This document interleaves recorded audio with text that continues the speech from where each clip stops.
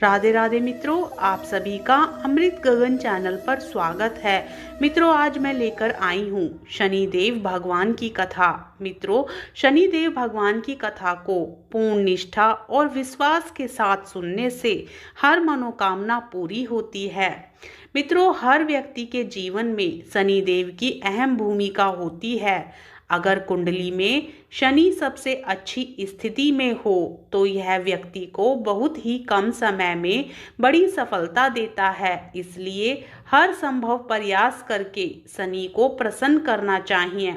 एक बार नवग्रहों में बहस हो गई कि नवग्रहों में सबसे उत्तम कौन है। इस बात के निष्कर्ष पर पहुंचने के लिए सभी देवता देवराज इंद्र के पास पहुंच गए। उन्होंने कहा, हे देवराज, अब आप ही निर्णय कर सकते हैं कि हम सब में सबसे बड़ा कौन है। देवताओं द्वारा पूछे गए सवाल से देवराज इंद्र उलझन में पड़ गए। इंद्र देव ने कहा कि मैं इस प्रश्न का उत्तर नहीं दे सकता, मैं असमर्थ हूँ। इस सवाल का जवाब पाने के लिए वो सभी पृथ्वी लोक में उज्जैनी नगरी के राजा विक्रमादित्य के पास गए। राजा विक्रमादित्य के महल में पहुंचकर सभी देवताओं ने प्रसन्न किया। इस पर राजा विक्रमादित्य भी असमंजस में पड़ गए। वो सोच रहे थे कि सभी के पास अपनी अपनी शक्तियां हैं जिसके चलते वो महान हैं। अगर किसी को छोटा या बड़ा कहा गया तो उन्हें क्रोध के कारण काफी हानि हो सकती है। इसी बीच राजा को एक तरीका सूझा। उन्होंने 9 तरह की धातु बनवाई जिसमें स्वर्ण, कांसा, सीसा, रांगा, जस्ता, अभ्रक व लोहे शामिल थे। राजा ने सभी धातुओं को एक एक आसन के पीछे रख दिया। इसके बाद उन्होंने सभी देवताओं को सिंहासन पर बैठने के लिए कहा।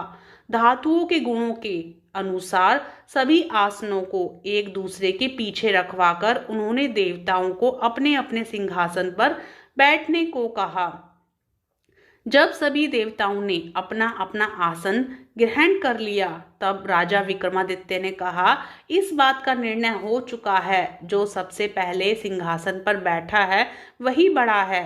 यह देखकर शनि देवता बहुत नाराज हुए। उन्होंने कहा, राजा विक्रमादित्य, यह मेरा अपमान है। तुमने मुझे सबसे पीछे बैठाया है।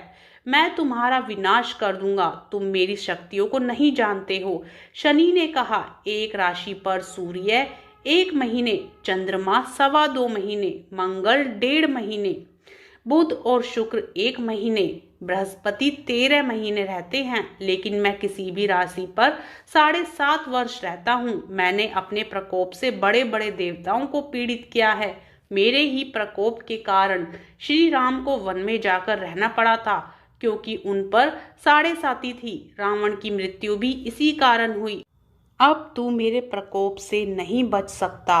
शनिदेव ने बेहद क्रोध में वहां से विदाई ली। वहीं बाकी के देवता खुशी खुशी वहां से चले गए। इसके बाद सब कुछ सामान्य ही चलता रहा। राजा विक्रमादित्य पहले की तरह ही न्याय करते रहे। दिन ऐसे ही बीतते रहे, लेकिन शनिदेव अपना अपना अपमान नहीं भूले।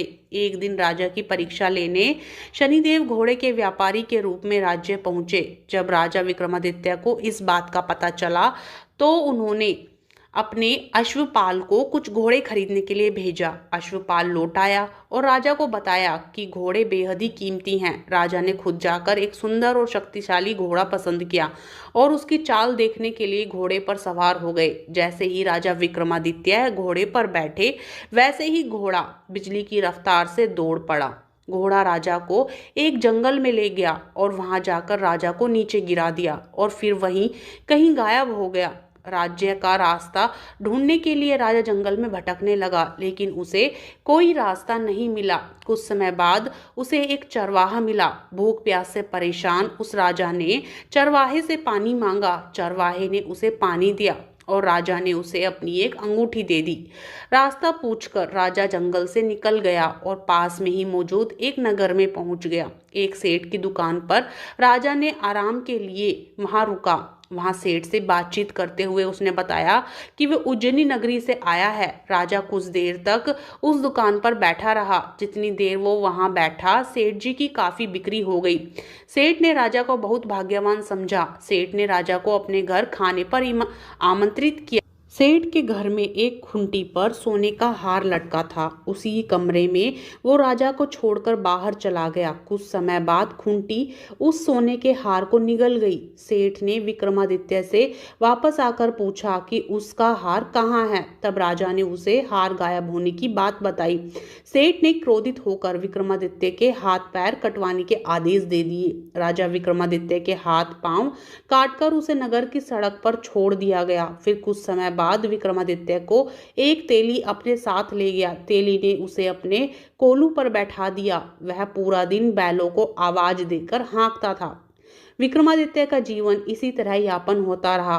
उस पर शनि की 7.5 थी, जिसके खत्म होने पर वर्षा ऋतु शुरू हुई। एक दिन राजा मेघ मल्हार गा रहा था। उसी समय उस नगर के राजा की बेटी राजकुमारी मोहिनी ने उसकी आवाज सुनी। उसे आवाज बेहद पसंद आई। मोहिनी ने अपनी दासी को भेजकर गाने वाले को बुलाने को कहा। तब दासी लौटी तो उसने अपने राजा के बारे में मोहिनी को सब बताया। लेकिन राजकुमारी उसके मेघ मल्हार पर मोहित हो चुकी थी। अपंग होने के बाद भी वह राजा से विवाह करने के लिए मान गई। जब मोहिनी के माता पिता को इस बात का पता चला तो वे हैरान रह गए। रानी ने अपनी बेटी को समझाते हुए कहा कि तेरे भाग्य में किसी राजा की रानी का सुख है।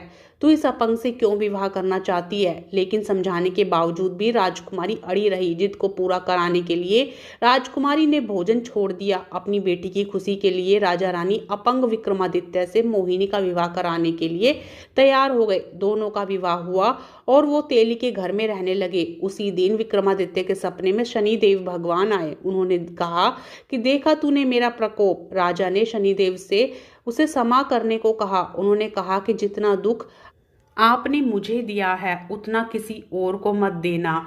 इस पर शनिदेव ने कहा, राजा मैं तुम्हारी प्रार्थना स्वीकार करता हूँ। जो कोई व्यक्ति मुझे पूजेगा, व्रत करेगा और मेरी कथा सुनेगा, उस पर मेरी कृपा दृष्टि सदैव बनी रहेगी। सुबह जब राजा विक्रमादित्य की नींद खुली तो उसने देखा कि उसके हाथ पांव वापस आ गए। उन्होंने मन ही मन में शनिदेव को नमन किया। राजकुमारी भी विक्रमादित्य के हाथ पैर देखकर हैरान रह गई। तब राजा ने शनिदेव के प्रकोप की कथा सुनाई। जब सेठ को यह बात पता चली तो वे तेली के घर पहुंचा। उसने राजा विक्रमादित्य से उनके पैरों में गिरकर माफी मांगी। राजा ने सेठ को माफ कर दिया। सेठ ने राजा से उसके घर जाकर भोजन करने के लिए कहा। भोजन करते हुए अचानक से ही खूंटी ने हार उगल दिया। सेठ जी ने अपनी बेटी का विवाह भी राजा के साथ कर दिया।